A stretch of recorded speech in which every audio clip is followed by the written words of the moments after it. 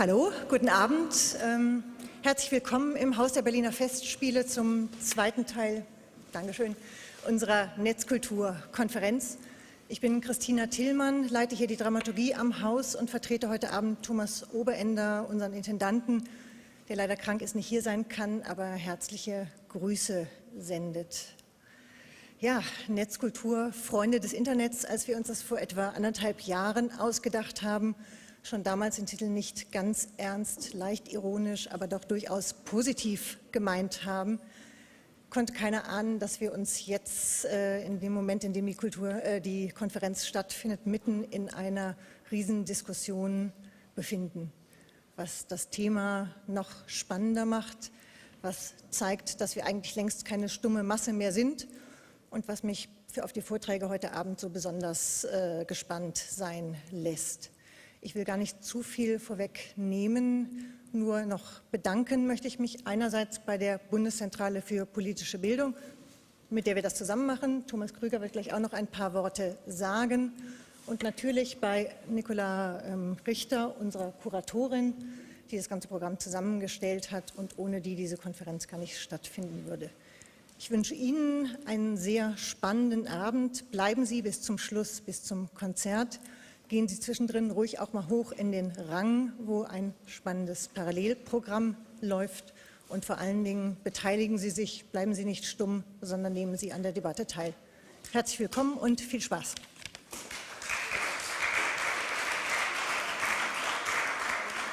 Ja, hallo, schön, dass ihr da seid. Ich darf euch im Namen der Bundeszentrale für politische Bildung herzlich begrüßen. Uns macht es Spaß hier, diese Kooperation mit den Berliner Festspielen. Vielen Dank für die Möglichkeit, hier zusammenzuarbeiten. Der zweite Teil von Netzkulturen stellt heute die Frage nach der stummen Masse. Also letztendlich sozusagen dieses Auseinanderweichen von dem eigentlich viel größeren Potenzial der Freiheit des Netzes und denen, die es einlösen. Das ist eine sehr interessante Frage, die man ausleuchten kann. Das vor dem Hintergrund der aktuell laufenden Diskussion finde ich schon sehr spannend. Wir kriegen ja so eine Art Realitätsschock.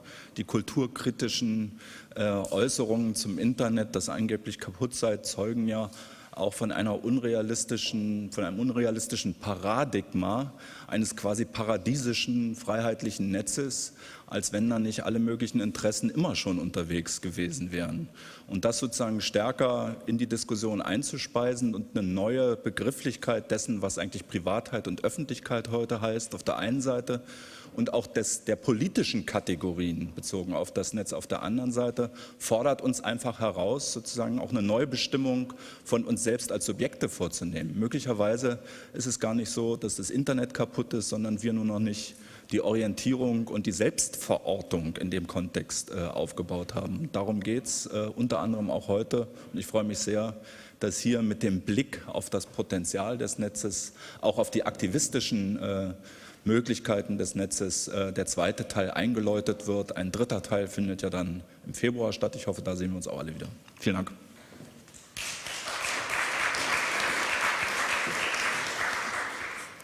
Ja, herzlich willkommen auch von mir.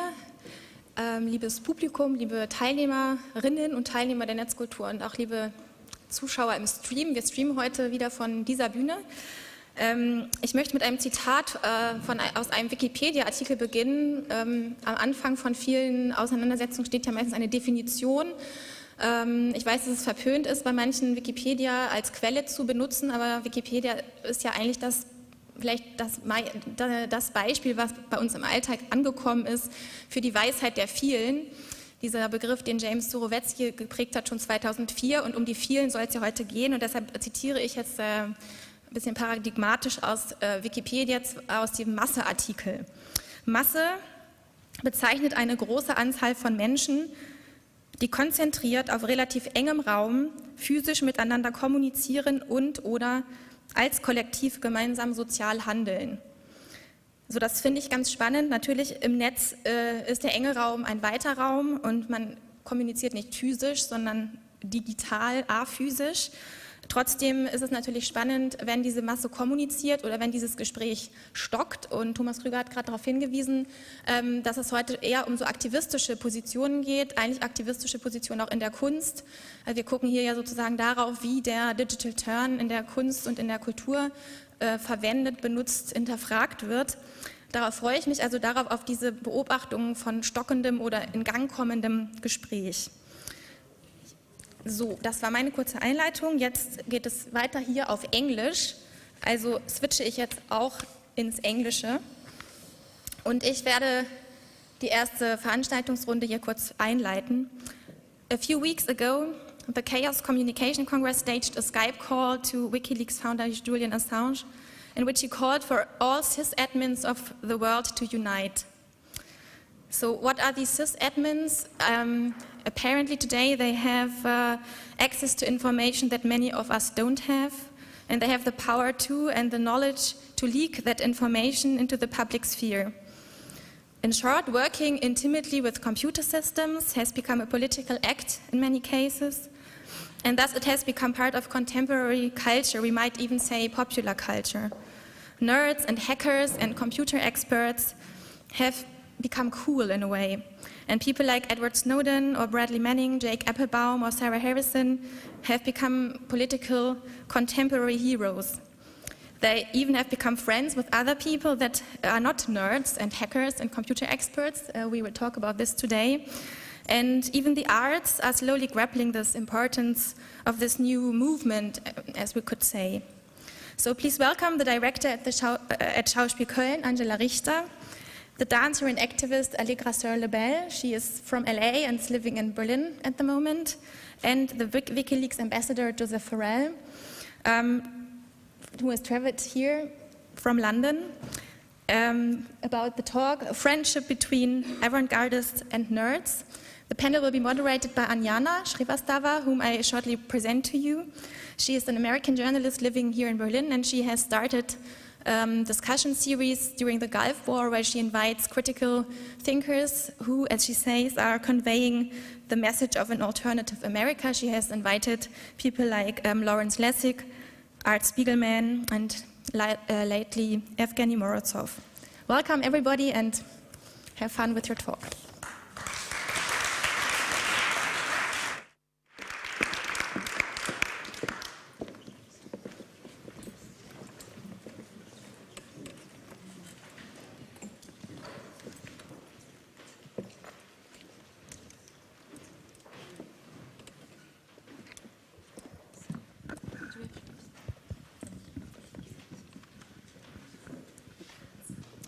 Okay, our guests tonight, Angela Richter, Joseph Farrell, and Allegra Sir-Lebel, are members of a movement which is remapping the culture of dissidence in the world today.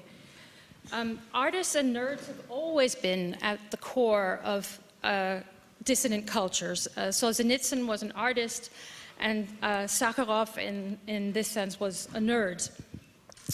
But this is, of course, a new generation of dissidents. And among other things, what they're doing is bringing new German words into common English usage.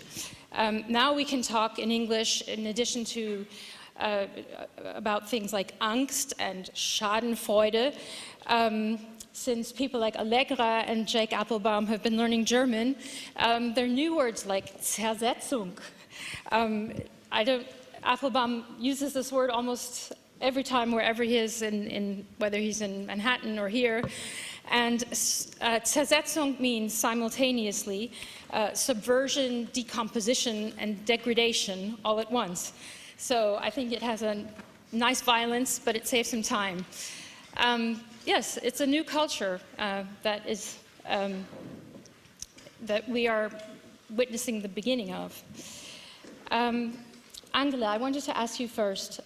You've made the film Assassinating Assange, and there's a wonderful moment. It's a play, actually. It's a play, yes. There's a wonderful moment at the end of it when Assange realizes that what he has already done is going to inspire other people to continue. And it's very optimistic, it's almost euphoric. And I thought of that in recent days in Germany. There have been a lot of pessimistic voices about the internet. And so I'd like you to describe your relationship to Assange and also some of this, whether you feel more optimistic or pessimistic at the moment. Okay, there are many questions. Okay, I think I am a pessimistic optimist, but I think that we don't have a reason to be pessimistic. I mean, there is a lot of bad things happening. You mentioned also some of it, but as long as there are people who can try to go against it, I think we should stay optimistic, and there are things, in fact, that can be done. I mean, you can see it on the example of WikiLeaks, not only Julian, but also people who are around it and also part of WikiLeaks. And you ask about the relationship. Well, okay, we started to work together on this project, and I was really very happy that he was able and willing to do it. And but for me, I mean, I'm used to do research. Most of the plays that I did in the last maybe 6 years were always research work. So I'm a little bit like the Hunter S. Thompson of German theater, I think. But in the meanwhile, but in this special topic, I didn't never get out. Normally, after opening night, it's over. You know, I finish the play and then I kind of break up with everybody. In this Can you tell case, us why you began to work with Assange or to be interested in him? Yes, actually, it was while I was doing a classic play years ago. I did not King Lear, Oedipus by Sophocles, and I realized that I'm not really interested, and it happened at that time that I learned about WikiLeaks. It was actually at the point when they leaked some stuff about Scientology, because I was interested in Scientology. So to make it short, I found that a very incredible idea to say, okay, you can anonymously leak documents to a website, and so I was very fascinated by the idea, and I thought, why didn't people come up with that earlier? It's so obvious. So, but it's always with the good ideas. They seem so obvious, but you know. So I was fascinated, and then I thought, why am I doing this old play, you know? And I thought maybe I should do a play about this topic, but at that point I didn't even believe that it will happen, actually. But as time went by, and also the drama with WikiLeaks and the leaks were so dramatic. I mean, what Chelsea Manning leaked, the cables, the Afghan war logs, and of course the collateral murder video, that was so extreme that I thought, okay, somebody has to do it, right? And then I just went to do it. And yeah, like I said before, I never get out, because in a way I find myself going on and doing stuff that I wouldn't call it activism exactly. It's more like that in the beginning when I did the play, and then the mainstream media was very negative about Assange and WikiLeaks and everything at that point when I started.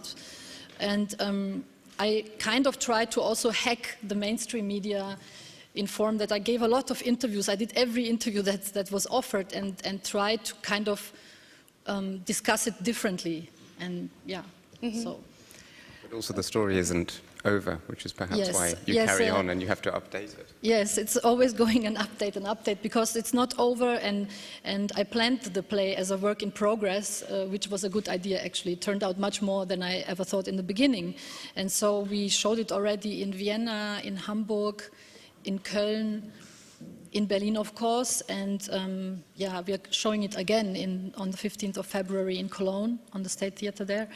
And yeah, and I also hope to go and show it maybe outside of the German-speaking area. Are you going to continue to work on this theme in Yes, of course. I mean, I just, when the Snowden leaks happened, I just did the last update, because that was so much that, yeah, and so the play is getting longer also, I must say. At some point I will have to start to cut stuff. So what started spontaneously has now just continued, Yes, it won't stop. right. And this is something, this way of working with art is actually something that I've found is very useful to think about in relationship to how technology is developed as well.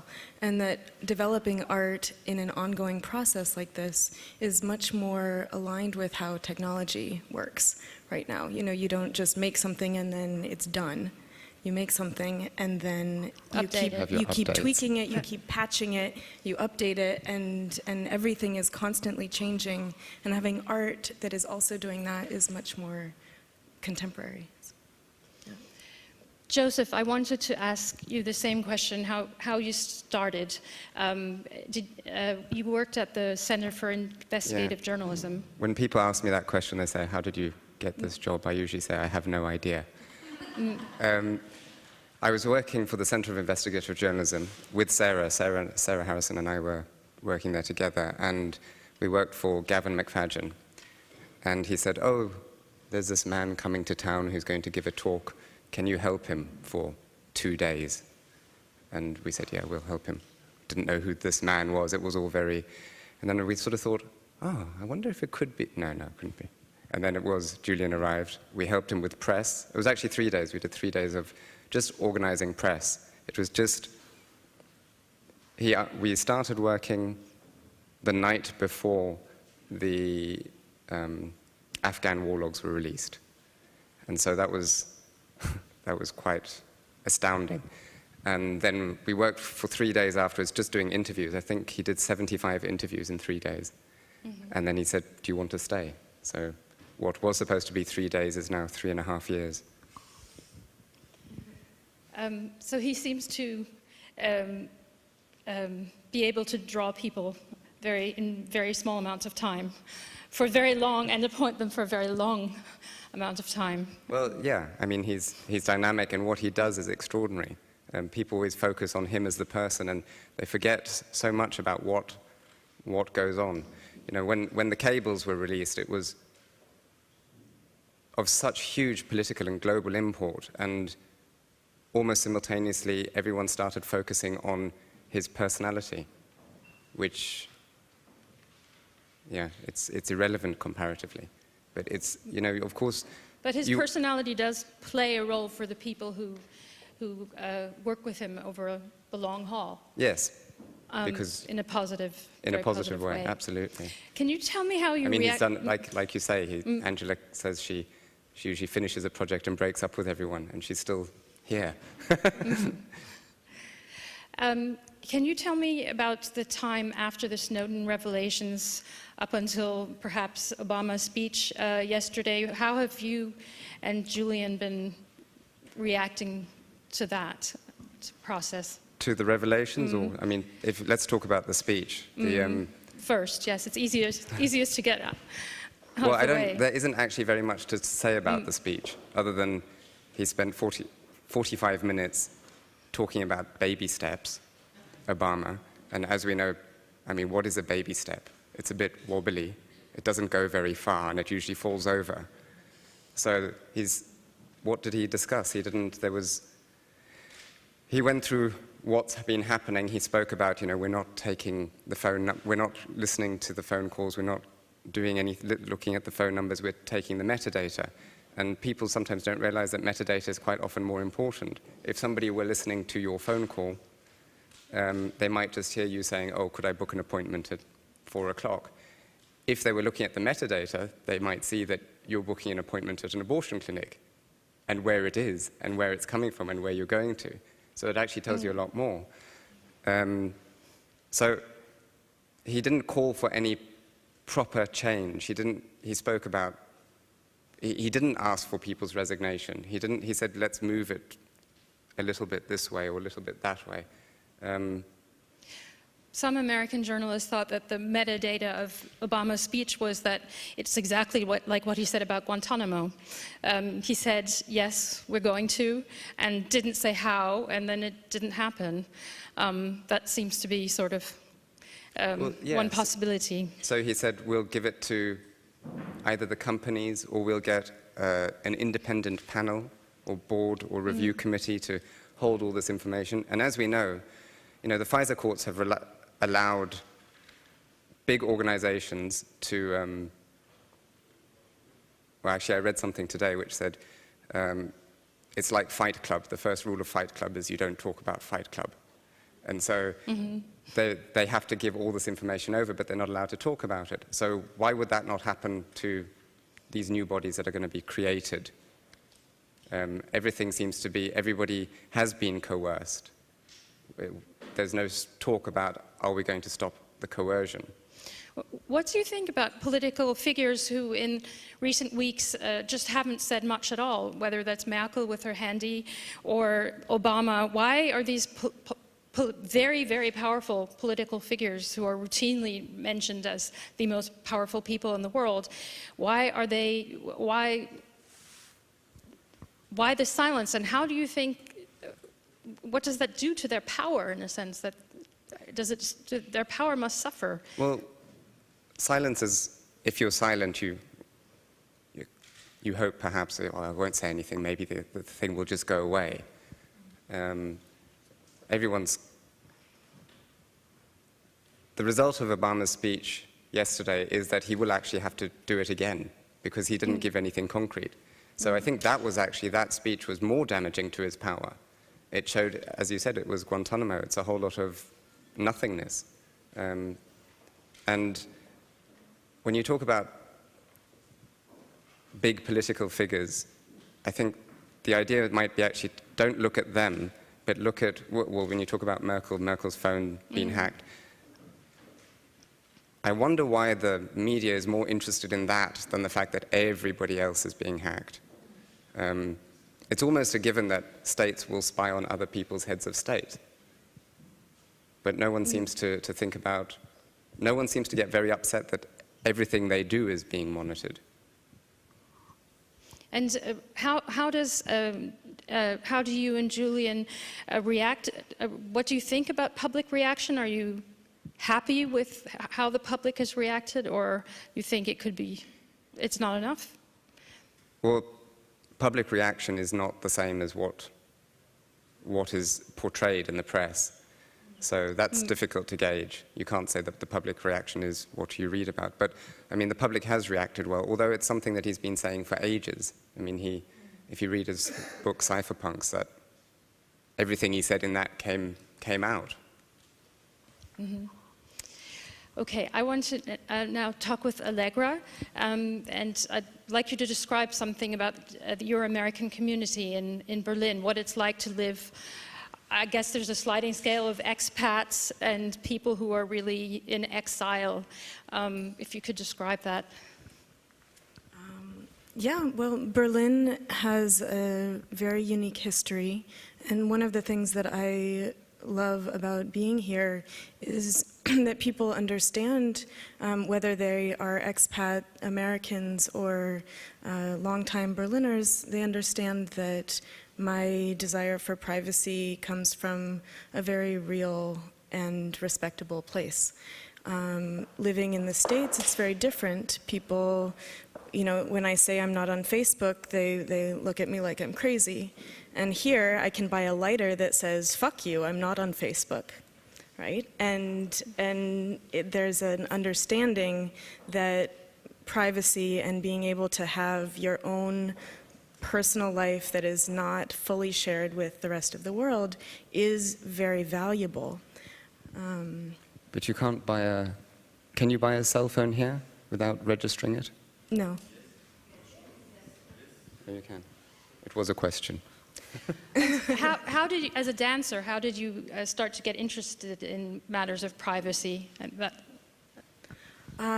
Well, in 2006, I was dancing and I was in the States, and I realized that if I didn't start to understand the way that technology and the internet actually functioned on the very basic level, that I was not actually going to be able to fully express myself in the current world. And so I started learning how to do that. And in doing that, I came up against a very big contradiction as a performance artist, which is, here I am putting myself on the stage and exposing my ideas and my body even to thousands of people, and yet I didn't want everything to be put into the public sphere. So it came out of art and then my explorations with technology and trying to figure out how to balance those. And then that I have been a political activist for most of my life, and of course political activism has, you know, particular kinds of interest that gets associated with that. So there were other priorities about privacy that came with that as well. Could you mention your interest in war, and you studied peace studies at Berkeley? I did. Because war activism and privacy activism in the last years have been almost indistinguishable in some sense, and I think we should talk about that. Yeah, absolutely. The way that I have looked at art and the peace movement and activism and technology, and really looking at internet freedom as well as privacy, is that you know, there has to be a way to express dissenting opinions that don't involve immediate silence and repression.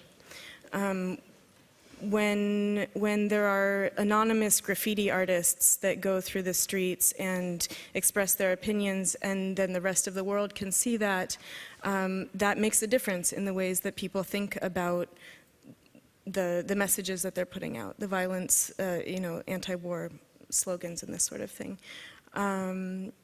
So having the possibility for anonymous and private expression, both as an artist and as an activist, I think is a necessary thing in order for people to be able to continue to express dissidence. Could you describe how, when did you leave the United States? Last year, so you've been there. Yeah, I mean, I have traveled internationally for many, many years, but I left the States last year. But you've been in the States. It seems to me that the Iraq wars were so different for the domestic population than the Vietnam tradition, shall we say. And that was a very deliberate thing, that it was a professional army and no longer a drafted army. And the reason that happened is because it was so that the home front and in Vietnam, the war were won. And that caused a lot of disruption in America. And there was a decision to separate the two. But it seems to me that was a very fatal decision, because after September 11th, some people went to war and the rest of the country went on as if nothing had happened. And I think some of these Snowden revelations is some of the price of that war coming back in a stealthy kind of way, because people they didn't realize the country was at war. It didn't feel like it. Do you see that differently? Well, what I see with many of the Snowden revelations is that people are able to actually understand the way that the militarization has been brought home. And that all of our technology, all of our devices are actually weapons that can be used against us every day, yes, wherever we are in the world. And that, you know, the separation of the war, you know, the Iraq war you're talking about, in some ways, yes, I think it was very deliberate in not having the public exposure. You know, it was illegal to, or forbidden to show pictures of bodies being brought home, soldiers' bodies being brought home. The fake arrival ceremonies of soldiers' remains. Only recently people started understanding that actually these soldiers had been sitting in medical research facilities and in boxes for months and months before these staged welcome home, you know, honorary arrivals. And so the sort of public perception management was very much about keeping people pacified. And what the Snowden revelations have been able to show people is that even if it wasn't their son that was killed, or even if they don't feel like the war was in their house, it was, and it has been for the last 15 years. And that the military decided to use everything that they possibly could, and they brought the war home. That's how I see it. Yeah, I think so. That's very interesting. Angela, I want to ask you, you've talked to Assange for very long periods of time, and what do you feel as an artist, and he perhaps as a nerd, I assume you share sort of an obsessive nature. All artists and nerds have to have that. But what do you not share? What do you feel, how can you compare your ways of looking at the world with Assange? So you mean what is the difference? Both. What is the common? What do you feel as an artist? What do you have in common with him? And what do you feel is alien to you in his thinking? He has sometimes a very mechanistic way of thinking about change and.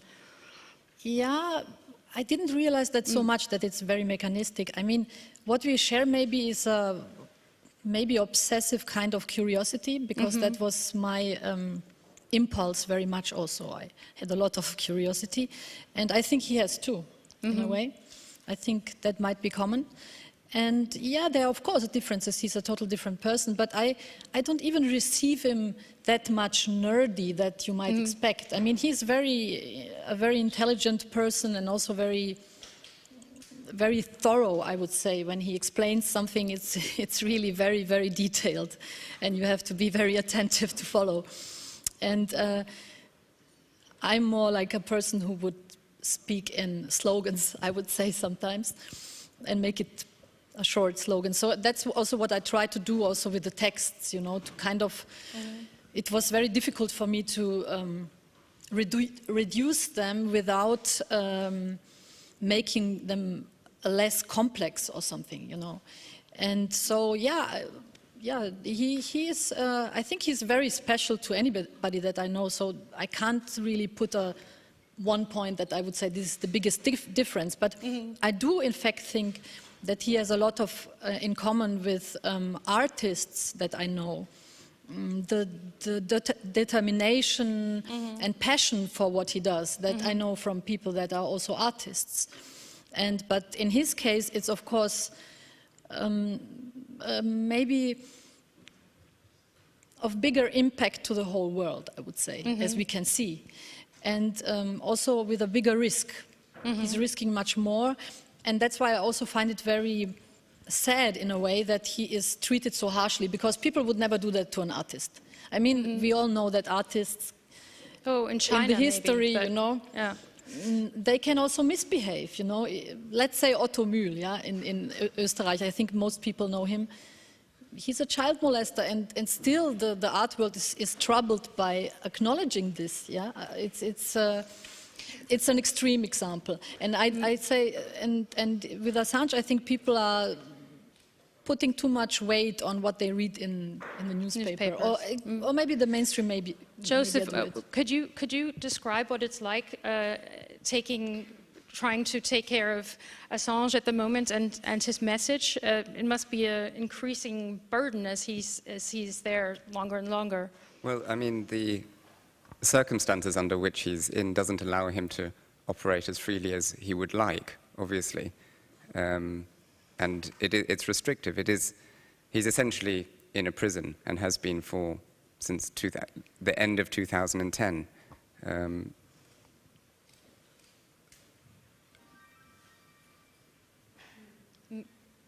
But what about your role? What is it like to try? I mean, it must be heartbreaking in a way to see his troubles. I mean, he's been diminished and he's been made. I mean, this is also about dissidents. Dissidents become dependent once they've taken certain risks. They become dependent on other people in a way that they didn't really deserve. But no, that's one thing he certainly isn't. He's not. He's certainly not dependent or diminished. And I mean. In fact, so when you were talking about the pessimism earlier, you couldn't never say that he's been diminished, because through what Manning's gone through, you know, you still have people like Edward Snowden coming out. There's an optimism there. The situation is not easy purely because people can't come and go as freely. He can't come and go. And when you say heartbreaking, I do look and I think this man has not been outside for coming on to 2 years. He's not had the sun on his face, which would really drive most people crazy. And people say to me often, they go, you know, he must be so depressed. And I say, if only he were depressed, because then I could go on holiday whilst he dealt with his depression. But he's not, and he's working. I mean, last year alone, we published 1 billion words.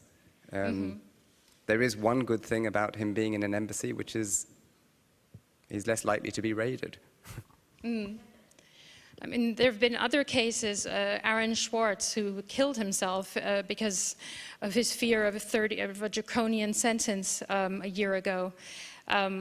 So not everybody reacts to this kind of pressure in such a resilient way. No, but he's very philosophical about it. Without, he says, you know, you do become normalized, and what is the alternative? You've just mentioned Aaron Swartz, and that doesn't play nicely into what I was going to say, which is you either survive or you don't.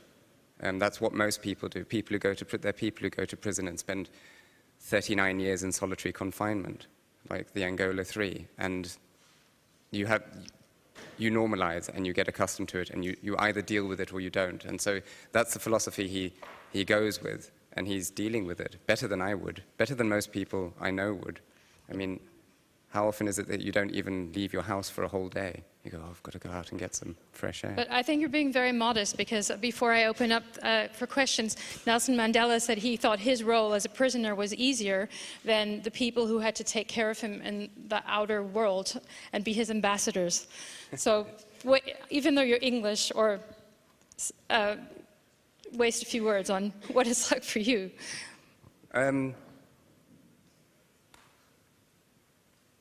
Yeah, that's... He's not going to. Too stoic. It's a job. It's a job. It's a job. And it's got its ups and it's got its downs. And for the most part, I mean, I don't do it alone. It's not just me. We're a team. And we're an interesting team. We're all very multifaceted, which we need to be able to respond dynamically to whatever situation presents itself. And in 3 years, there's so many different situations that present themselves. You know, if I arrange a legal meeting, you have lawyers that fly in from 6 or 7 countries for one person. That's because these are 6 or 7 jurisdictions that have something going on in them. And so I don't think I'm being modest. So he's maintained an organization, which maybe not everybody is able to do in the same sense. He does, and he's at the helm of that organization. And he, for being at the helm, has suffered a lot. I mean, his liberty has suffered, but an organization does need somebody that people can attack and beat. Did Allegra want to say something? And if there are questions from the audience, we should take them. Yeah, I wanted to say that whether it's with WikiLeaks or with any organization, you know, a theater work, building technology, there has to be a network of people who are committed and who are participating in order for it to really be successful. And the work that Julian has done and the inspiration that he provides is absolutely incredible. And what that means is there are a network of people all over the world who aren't even necessarily actively connected to him, but who are thinking about the ideas that he has presented to the world and that other people in this area have presented, and who are working in their own areas to build alternatives. And that's really what we have right now with this sort of pessimistic optimism. Aung San Suu Kyi, when she and I had a conversation, she said she's cautiously optimistic, right? And it's only because there are these webs and networks of people all over the world who are actually working on these things. And without that, if it's just one person in isolation, then Aaron Swartz dies, right? Yes, I'm afraid. So there was a question from... Allegra just said answered it. was interested in hearing also is, what can we do? Yeah, so... What actions can we take, you know? So you can talk to people. That's a good thing to start with. Talk to people. I mean, talk about how it feels to know that your computers are used against you every day. And there are actually ways that you can set up your systems that make it economically unfeasible for people to spend the money that it will take to break into your system. So read about that. There are many technical things that you can do to increase your own privacy, use anonymous tools like Tor, but don't just use the tools, really talk to people. Like Tor, all the alternative search engines? Yeah, sure, and you know, if... We have to name them, because if you ask people to try to find them themselves, they will not, because they will use Google. Of course, they will never find them. Yeah, yes. But that's because they make it easy. Google makes it easy, so everyone does it, and that's exactly what they want. That's exactly what they want. Yeah, so you use have to fight Startpage. back. Startpage is a anonymous search engine that you can use instead of Google, for example. Use Tor, use Tails. It's an anonymous operating system that everything that you do over it goes over Tor, which means that your IP address is not tracked, the one that you're at is not tracked. You can use OTR, which is off-the-record messaging for a chat, encrypted chat. Start with those. I use Startpage. Startpage. Yeah. You can also use, tools which are on top of existing Mozilla, things like this, like AdBlock Plus and like MindWalk and like, things promoted by Electronic Frontier Foundation. Sure, there are resources, there are lists and resources of tools that you can use, figure out how it would work best with your system. I think that technological solutions are really important, and they are also not the end point, right? Like if you use a Mac, for example, and you use an anonymous search engine on your Mac, the data on your Mac can easily be transmitted, they take screenshots every 10 seconds and then they see exactly what you're looking for. So, And they take photos of you with your webcam so they know it's you who's using it. yeah, so there are certainly technical solutions. Absolutely, absolutely. Open hardware is a very important thing to look at. Technical ignorance is a big problem here because many people don't know about what to use. But what could happen, I think, sort of the culture of the ignorance of the masses as the system gets more and more authoritarian could have a new level. And I think ignorance at some point can be a kind of security that people have, that they'd rather be ignorant, rather not use certain programs because they're afraid that if they do... I'd like to not read the newspaper because it is depressing also. Yeah. But we teach people how to read, right? And I think that technical literacy is something that we actually have to have as a fundamental value in our society, not so that, people are able to all type at work and, make more money for whatever company they work for, but so they can actually understand and have active roles in the world that we live in. But in your experience, do you think some people would be afraid to use something like Tor?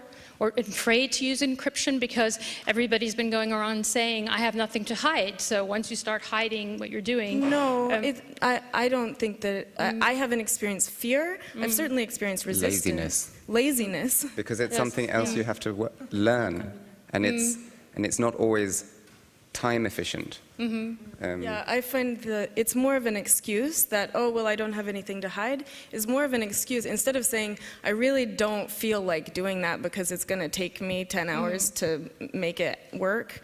But perhaps we should... I think this, I don't have something to hide, it's more a mainstream mantra, which is always repeated. I never heard anybody that I talked to say that. Because you don't have nothing to hide. Jake once said, so why don't you undress now in front of us? So it's the same thing, and I think most people don't. They do that do too. have something to hide. Yeah. And people without secrets are boring, right? I mean, it's...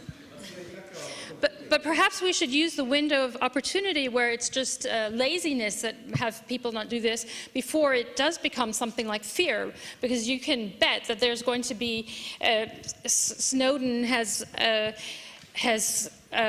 arouse the public, but there's going to be a reaction to that. There's going to be an attempt to some kind of counter-reformation, and that is going to make people afraid. I think perhaps the fear is something that should make them want to do it, because what the NSA has created is a system which allows for turnkey totalitarianism. So if fear is present, it should be used for their own benefit. Just think, in one day, everything could be turned around and they know where you are at every second. As far as I know, Bill Binney, who I think came up with that phrase, he worked for 30 years for the NSA and against the Russians and was a code breaker from Pennsylvania. And in October 2001, he realized that everything he'd been inventing against enemies was going to be used against his own brother citizens, and he left, and the FBI raided his house, and they turned a rifle on him after 30 years. So, as I understand, also he had actually, whilst I understand I could be wrong, he developed safeguards within what he was doing, which were then subsequently taken out. That's correct. It's exactly this kind of turnaround within a system. Would you suggest exactly with this turnaround, even if you help a system to be efficient in a particular way, and it's turned against yourself or your citizens, your families, would you suggest to either take action within a legal system or outside of it? Especially, we have a title here which is Einspruch, objection, which you can only do when you're within a court and not outside of a court. Objection doesn't make sense. So is it acknowledging a legal system, or is it kind of sidelining it? You mean using the protection measures? Using whatever you can to... Well, you should do both. I mean, if you can do anything within a legal system and make a complaint or take a class action, that would be good. And at the same time, you protect yourself with other forms of encryption and safeguard yourself, which is it's not illegal. But it is clear that this legal system has been made, and it's also being reformed and kind of built to serve those who are kind of building the legal system. The thing is that the law is not always legal. That's the thing. Well, at the moment, the Electronic Frontier Foundation is working with 3 former NSA workers, including Bill Binney, and they are going against the NSA. So there are people working within the system, but someone like Bill Binney, they destroyed his business, and okay, he's at the end of his career. Other people have decided to flee the country. Snowden's flight was very haphazard, but it told a story. It told a story of what he was willing to do. Are there any other questions?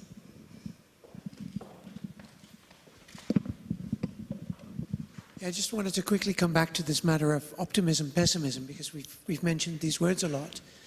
And yes, there is something very optimistic about all these people coming out of the woodwork, realizing that the system that we've all created is being turned upon us, or has been turned upon us.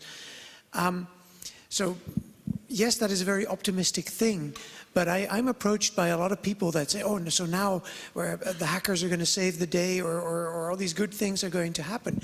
And we have to sort of, or at least I find myself having to inject a little bit of realism. We are in this thing really deep, be it depletion of resources, climate change, or coming totalitarianism, the surveillance state. We are in this thing freaking deep. And to save the day at this late hour is going to take monumental effort. And so if there is cautious optimism, I would hope for it to be very, very cautious. And there's a big need for a great load of people to become really, really involved really, really quickly. Well, I'd like to respond to that. So going back to this, noticing the militarization of our daily lives, I think speaks to that exactly, which is that every single person here needs to understand that they have been drafted into a war that they did not sign up for. And imagine if instead of your computer, all of a sudden you woke up one day and you found yourself with a gun in your hand on a battlefield being told to shoot somebody.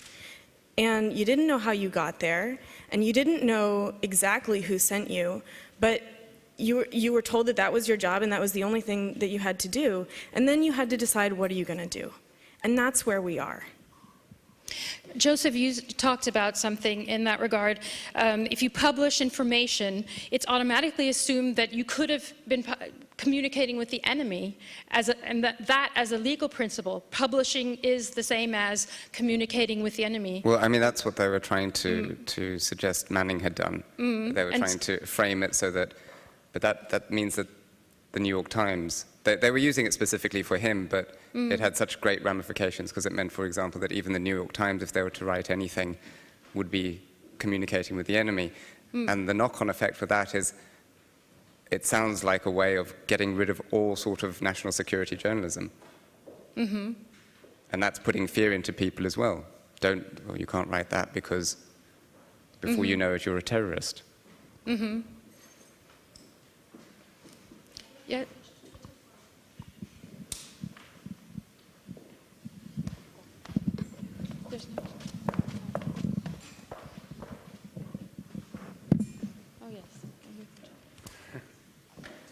Yes.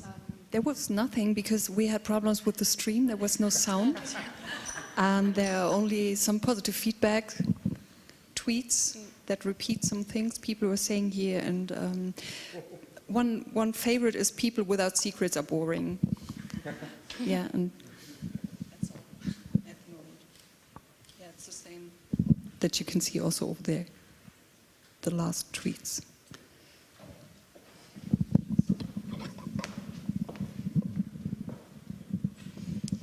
Okay, maybe there's another question. Yes? Hi. Excuse me. Considering that the cost of surveillance is so cheap and the task is non-attribution now, that they can just, track you via GPS and so forth and only cost pennies a day. The fact that it's so cheap and there's no attribution to the NSA, can we actually rein in the surveillance state? Is it actually a realistic task? How are we going to rein this in? Yes, we make it more expensive. Yes, I agree, but how to do this? How to do this? The legal costs, the penalties, how do we go about this?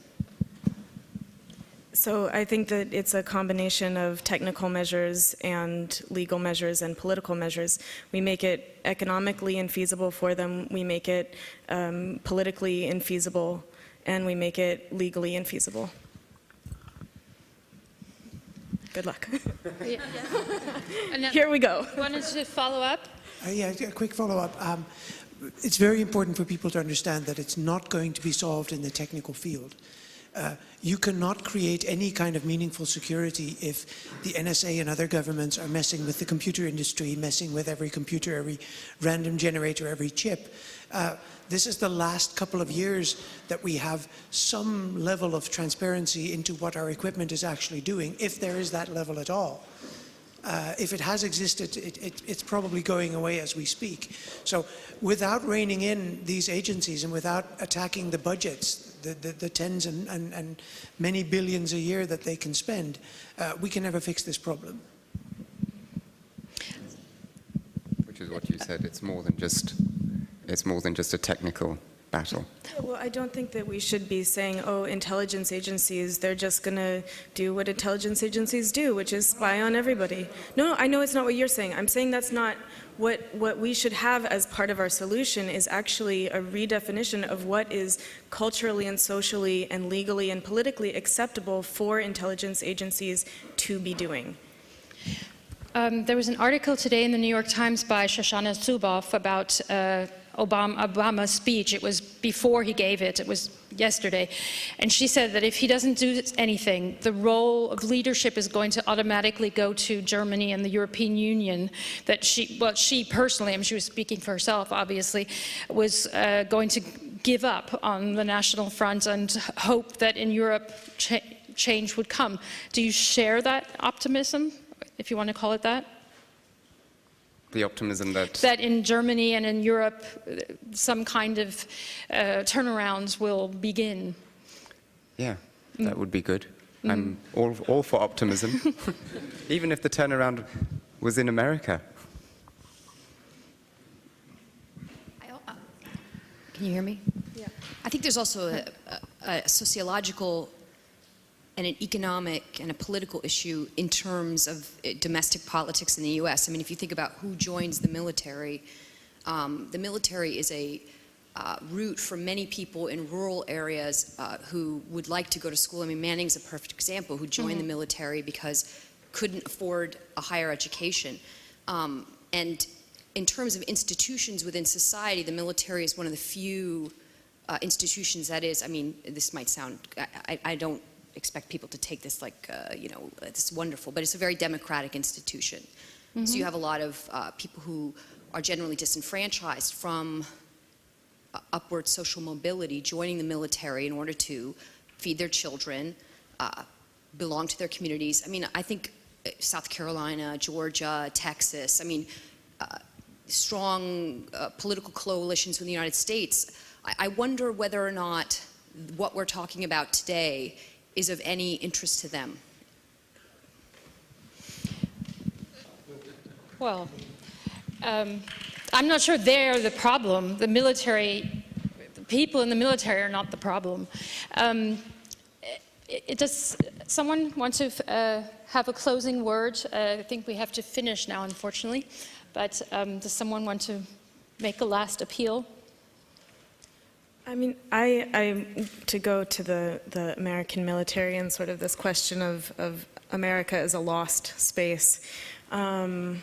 I don't think that it's lost. I think that it's in a really bad situation right now. I think that a lot of that has to do with economics and poverty and the disenfranchisement of a whole lot of millions of people who are trapped in a consumerist cycle and just trying to get by.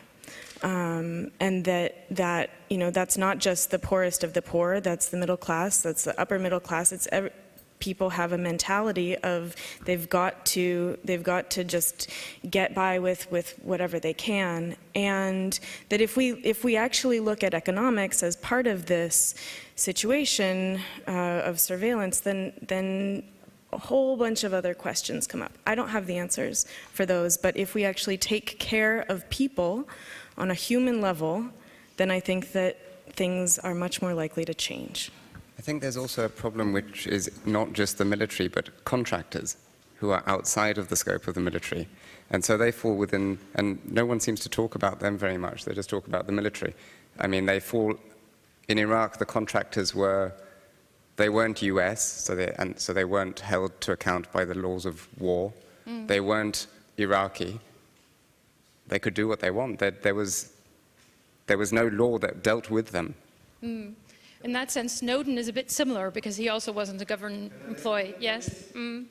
We really enter in a world of surveillance also at the physical level.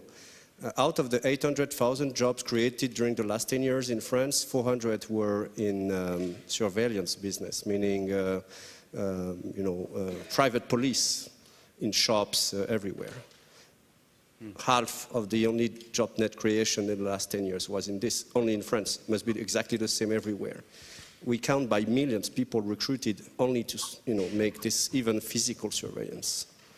So I think all the things, electronics are terrible, but also this is not to be underestimated. Private police is everywhere. Not only using electronic, but also physical. And that puts a lot of pressure on people and raising fear. The more fear, the more they buy, and then they get the credit cards, and then they go to the army because they get totally bankrupt. You know, it's kind of what it is. Yeah, I would say I don't think that fear is the way to live, and that people who spend their lives living in fear end up making choices that then harm themselves and harm others, simply in order to escape that fear or in order to not feel it. It is scary to see all these people watching at you. Yeah, I mean, I certainly understand the fear of being watched is really awful, and it's something that you have to. All of us here have to understand, how do we deal with that fear every time that we pick up our cell phone and think, oh, someone is able to know exactly where I am, and that little shot of fear goes through you. What do you do with that? do you use that to just like make a joke and say, oh, ha, ha, ha, oh yeah, hey guys, right? You know, when I used to see Americans in the city like 15 years ago or 20 years ago, they'd be sitting here talking and maybe they were next to some Russians or some East Germans, and I would differentiate them by saying, the Americans don't know what it is to be afraid. They don't. They have some like innocence, like children. Bismarck already said that. I mean, and it's and weird. it's no longer like that. That's so tragic. Yes, I just wanted to say.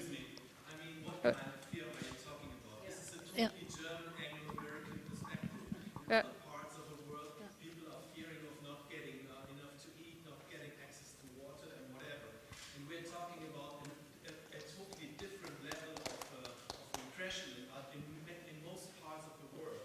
So I think you have to differentiate a little bit if you talk about fear, if you talk about repression, if you talk about prison.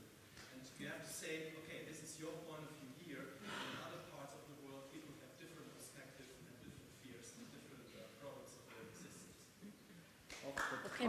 But it's yeah, I know what you mean, but it's off the topic and exactly it doesn't help with the problem here either.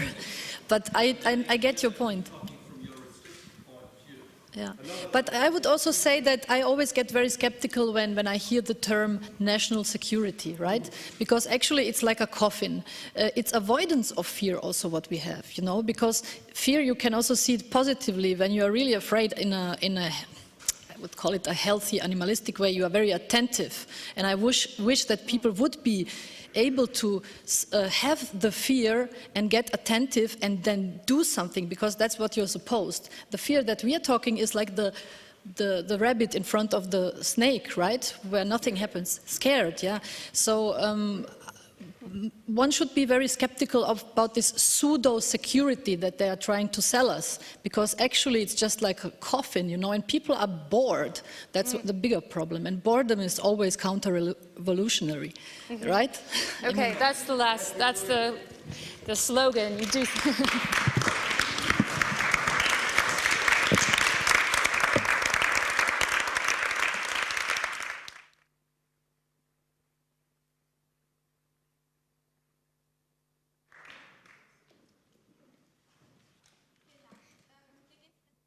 Mit dem Public Soundcheck mit König Leopold, Gespräch und Kurzgig. Kleine Rein- und Rausgepause, aber wir machen schnell weiter. Und auf dem Rang geht sowieso weiter und oben im Foyer sowieso, also schauen Sie sich um.